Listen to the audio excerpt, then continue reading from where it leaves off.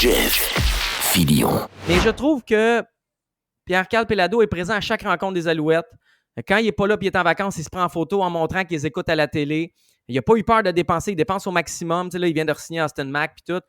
C'est ça qu'on a besoin d'un proprio, puis il le fait bien. Après ça, est-ce qu'il était parfait? C'est ça, mais est-ce qu'il était parfait dans ses nouvelles puis tout? Je ne suis pas là. Puis en fait, on tasse ça, là. Okay? On est capable de faire la part des choses. Pour le sport, il est très bon en ce moment. On verra dans un an ou deux, il est très bon. Il a passé le dernier match des Alouettes dans la loge du proprio avec LP Neveu, qui est directeur à TVA Sport, et Jeff Molson. Puis j'ai essayé d'avoir une photo de ça parce que j'ai des espions qui ont vu ça. Je n'ai pas eu encore, mais je te confirme à 100% l'info. Jeff Molson et PKP se sont parlé, souriaient et semblaient vraiment bien s'entendre. Wow!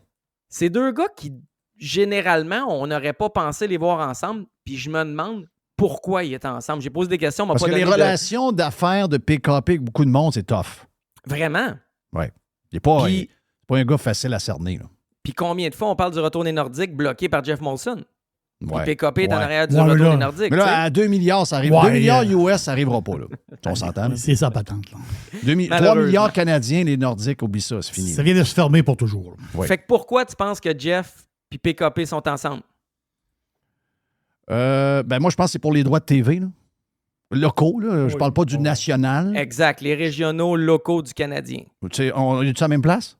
Ça peut être une hypothèse. C'est une hypothèse que j'ai soulevée parce qu'on n'est pas sûr que les 62 matchs locaux vont être donnés à la même entité. Bon, bien, si jamais c'est l'inverse, là. Mettons que c'est Bell qui ramasse le national, puis le local est ramassé par TVA Sport, TVA Sport est sauvé. Là. Tu comprends?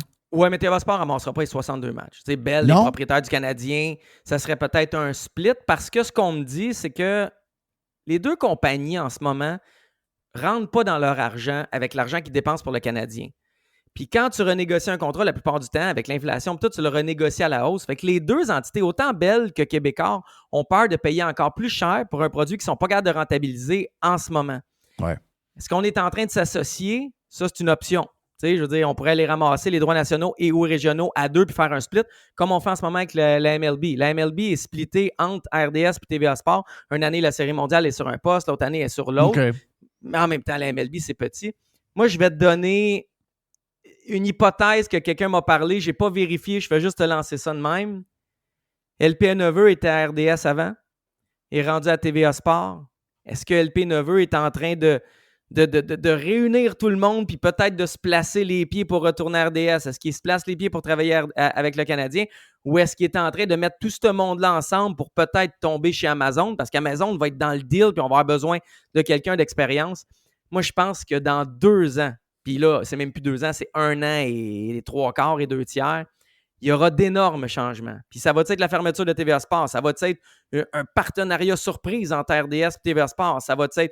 Je ne sais pas c'est quoi, mais je pense que ça va être plus gros que ce à quoi on s'est attendu dans les derniers mois. C'est sûr qu'il faut qu'il fasse quelque chose parce que lui, il est en très mauvaise position avec le groupe TVA. Le groupe TVA, ça n'inclut pas les journaux, là, mais ça inclut tout le côté TV et tout ça. Là. Le groupe TVA perd tellement d'argent que il y a des gens qui courent après ces opportunités-là, qui disent même à $1, je ne ramasse pas le groupe TVA. Attends un peu, là. On parle. Rappelez-vous comment est-ce qu'on voyait ça gros et on voyait ça énorme, puis on se disait, hey, sont-ils chanceux d'avoir ce gros vaisseau-là? Et là, aujourd'hui, à $1, il ne réussit pas à le vendre. Donc, ça veut dire qu'il est obligé de. Groupe TVA un groupe TVA en bourse? Oublie ça. Ça vaut rien. Ça vaut rien. Il est à 83 cents. Non, ça vaut rien. Ça vaut rien. Ça vaut rien. Regarde même pas ça. Ça vaut plus rien. Ça vaut plus rien. Il reste. Probablement qu'il rentrerait dans l'autre groupe s'il n'y avait pas. Il y a une couple de fonds de pension là, dans le nord-est ou dans le coin de Boston qui sont là-dedans, qui sont fourrés avec ça. Ils sont dans une cage aux morts. Mais il faut qu'il ferme des choses. Il faut qu'il ferme des choses. Il faut qu'il ferme. Donc, pour ne pas perdre la face, c'est peut-être un genre de merch, c'est peut-être raison, mais ça ne peut pas rester de même. C'est impossible. Là, tu ne peux pas perdre 25 millions par année avec quelque chose de même. Mais il y a un fond de moi qui trouve ça triste pareil. Je veux dire... C'est triste dans le sens que...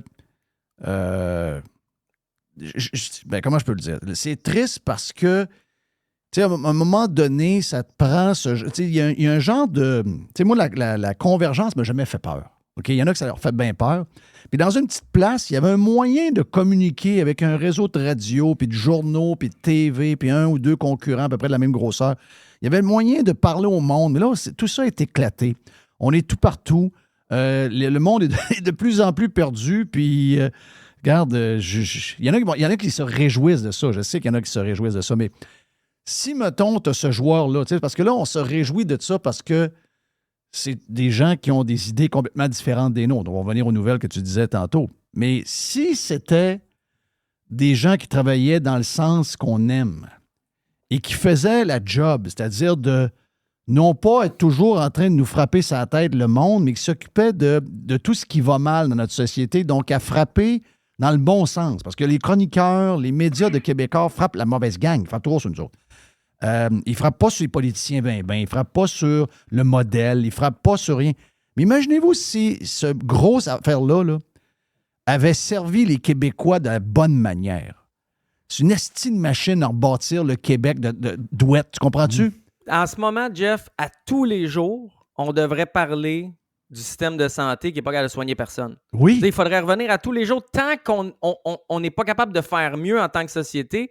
Là, j'exagère à tous les jours, mais tu comprends ce que je veux dire. On ne devrait jamais lâcher le morceau. On devrait aller dans telle urgence, dans telle clinique. On devrait parler à telle mère de famille qui est incapable de voir un hostie de médecin quand son petit, il a juste un streptocoque. Puis là, elle s'inscrit à 50$ au privé. Elle arrive là. Eux autres, ils ont un questionnaire. Là, t'as pas fait de fièvre depuis 24 heures. Ah, j'ai pas le droit à cause de la bureaucratie de te frotter le fond de la gorge parce qu'il faut absolument que tu aies fait de la... Oui, exact. Ça n'a plus de sens. Donc tu comprends-tu mon point que tu as un énorme bateau amiral avec asti, des F-18 dessus, des tanks, tu peux débarquer tout ça, peut partir à la guerre.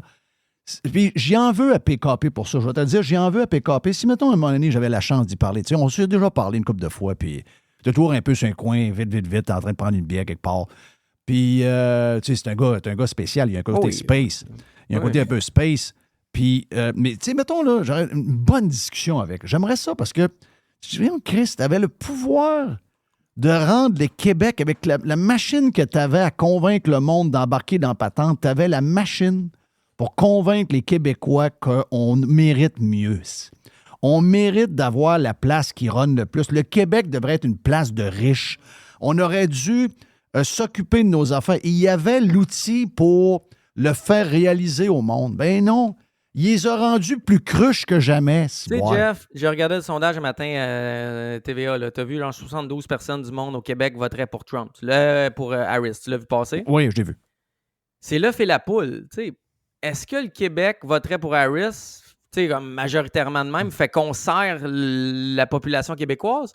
Ou la population québécoise voterait pour Harris parce que ça fait 4 ans, 7 ans qu'on dit que Trump, c'est le diable, puis Harris, c'est la réinvention, la résurrection du Christ.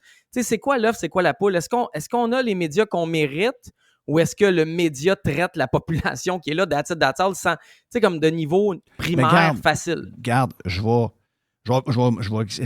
l'explique souvent, on va le redire encore. Quand je suis arrivé à... Je vais m'en donner un peu, OK? Quand je suis arrivé à Radio X en 80... Ça s'appelait pas Radio X. Ça s'appelait Choix 98.1 Rock Québec, je sais pas trop quoi. Donc, en 95, OK? Patrice Demers me dit, je suis fourré avec ça, je sais pas trop quoi faire. Il faut que je le remette à douette, il faut que je fasse de l'argent parce qu'il faut à vendre. OK, parfait. Ça n'a pas viré de même, là. Mais, tu sais, je suis arrivé avec un nouveau branding. J'avais une affaire en tête. Je décide finalement de changer le Morning Man que j'avais engagé moi-même vite. C'est Pierre Pagé. Puis Pierre, ça marche pas. C'est pas ce que je voulais. C'est un chum, Pierre. Donc, on est moins chum là, depuis la COVID. Mais c'est un chum. C'est un vieux chum du temps. Puis je trouvais qu'il pouvait peut-être faire une transition pas payée. Finalement, ça n'a pas marché. Il retourne à Montréal. Puis là, j'étais mal pris un peu. Puis j'étais en onde. OK? Et moi, j'ai dit, regarde, je suis pas là pour longtemps. Donc, je suis all-in. Moi, je trouve un remplaçant. Puis je m'enlève. Ça a changé. Ça n'a pas été ça. Ça n'a pas fait ça. Mes choix est devenu ce que je voulais. OK? Donc, j'avais du leadership, on m'a donné le pouvoir, on m'a donné carte blanche, puis j'ai fait carrément ce que je ne pouvais pas faire au Québec. J'ai été carrément... J'ai eu un paquet de rencontres avec des gens, des leaders dans le marché qui me disaient que l'idée que j'avais n'était pas bonne, qu'on allait se casser la gueule, qu'on n'allait jamais fonctionner, qu'on n'allait jamais... Mais c'est l'inverse qui est arrivé. Ça a fonctionné et on a changé la culture de Québec. Une petite station, là, contre le Journal de Québec, contre le Soleil, qui à ce moment-là était fort et gros, contre CHRC, contre le 93, contre tout le monde, là, qui défendait ce que les stations de Montréal défendent en ce moment, ce que le groupe TVA défend ou le LCN défend en ce moment. Ce qui est facile à défendre. On est arrivé une petite gang, là, avec un discours complètement à l'opposé. Et regarde les conséquences que ça a eu sur la région de Québec, qui est une région du gouvernement et de fonctionnaires. Imagine si en 95, il y a une station de radio de 200 000 watts. C'est quoi FM devient Radio X à Montréal? Puis on fait la même affaire ou à peu près. Où est Montréal en ce moment? Où sont les couronnes de Montréal en ce moment au niveau politique? Donc, oui, ça a un lien, la force de ce qui se passe dans tes médias. Moins aujourd'hui, parce que là, tout est éclaté. Mais dans les 20 dernières années, Québécois, ils ont manqué une opportunité d'être à la grandeur, un genre de Radio X, à la sauce Québécois. Mais Chris, on serait tous meilleurs, on serait tous plus riches, on serait tous big. Surtout, Jeff, t'as raison, puis surtout que le côté comme donneur de leçons, Radio-Can le fait, 98.5 le fait, Le Devoir le fait un petit peu, la presse le fait, peu importe, il y a tellement de monde qui vont dans cette cour-là que tu peux choisir de jouer, tu peux choisir de jouer dans l'autre équipe, de jouer de l'autre bord, d'amener l'autre affaire. Là où je mets un bémol, c'est hostie, en 2024, ça va être pire en 25, puis ça va être pire en 26, puis ça va être pire en 27. Ramer à contre-courant, c'est essoufflant. C'était essoufflant dans les années 90, c'était essoufflant au début des années 2000. Je viens de te le dire que c'est dur, là. Je viens de te dire que... C'est dur en tabarouette. On a manqué Québécois a manqué la fenêtre. Et c'est pas une question juste d'ego de médias. Tu sais, moi, j'ai pas juste fait ça pour avoir des codes d'écoute puis avoir un bon salaire. J'avais un salaire de marde, OK? C'est vrai. On a fait ça parce que, Chris, on rêvait encore à mieux. On rêvait qu'on pouvait être meilleur qu'on était là. On rêvait qu'on pouvait envier rien à personne. Il n'y avait rien de mauvais dans ce qu'on voulait. Mais on a été vus comme des méchants. On a été vus comme des astis de pas fins puis des moins que rien. Alors que qu'est-ce qu'on voulait, c'est qu'on n'arrive pas où on est rendu là en ce moment. Là, il est trop tard. À cause de l'éclatement. Puis l'autre affaire que tu dis, tu as raison, d'aller à contresens, asti, tu te fais démolir aujourd'hui. C'est terrible, c'est ça, je veux dire, avant, tu sais, mettons que tu étais à contresens, le monde au bar ou en souper disait, asti, c'est pas bon, Jeff, ou Jeff, il est ici, mais ça restait là. Aujourd'hui, tu as de l'intimidation de groupe sur tous les gens qui vont à contre-courant. Tu sais, je veux dire, c'est lourd aller à contre-courant. Mais juste, c'est quoi? Hier soir, je voyais que quelqu'un prenait des print screens de toi en train de boire du coke, puis il boit du vin sur la job, puis là, il prend les print screens où tu as les yeux fermés, puis tu as l'air défoncé. Je veux dire, c'est lourd. Parce que si tu avais le discours pro-Harris, puis socialiste, puis tout, il découperait pas ces frames-là une par une. Tu comprends ce que je veux dire? Ben c'est tough, puis c'est lourd. Puis en plus, j'ai dit que je prenais un rum and coke. Je dis, voyons, c'est pas du vin, c'est un rum and coke, tabarnak. C'est ça, c'est du rhum. Ben oui. Pas de temps de prendre du vin. Ben oui, je prends pas de vin le jour, je prends pas de vin. Je prends du rum and coke. Mais tu comprends ce que je veux dire? Est-ce que Québécois a été pas assez courageux ou courageuse d'aller là quand c'était le temps d'y aller? Parce que là, c'est tard. Puis de toute façon, s'ils se revirent, on les croit pas en ce moment. T'sais, avec ce qui s'est passé avec la COVID, puis Covidio, touriste à temps, puis tout le monde qui tape sa tête à tout le monde, ils peuvent même plus aller là. C'est comme s'ils n'avaient plus accès dans notre terrain de jeu, dans notre bar. Je leur ouvrirais pas la porte de mon bar à ces gens-là qui m'ont traité de tout et non. Ils peuvent plus. Il est trop tard. Oui, il y a quelque chose de brisé. Oui, il y a quelque chose de brisé. Ben ouais. Radiopirate.com